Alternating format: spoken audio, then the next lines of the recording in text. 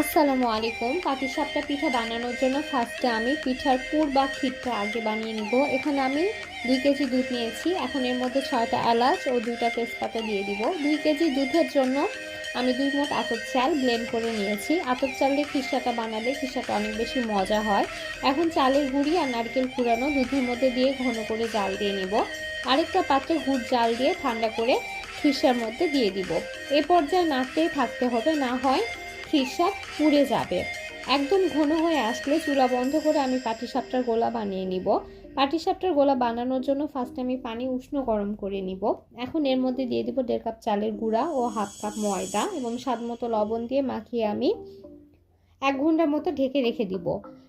এখন পাটিসাপটার পিঠাটা মিষ্টি হওয়ার জন্য এর মধ্যে দিয়ে দিব জাল দিয়া গুড়। একটা প্যানে ঘি ব্রাশ করে নিয়ে গোল চামচ দিয়ে গোলাটা মাছ বরাবর দিয়ে চারিদিকে রুটির মতো গোল করে ছড়িয়ে নিব।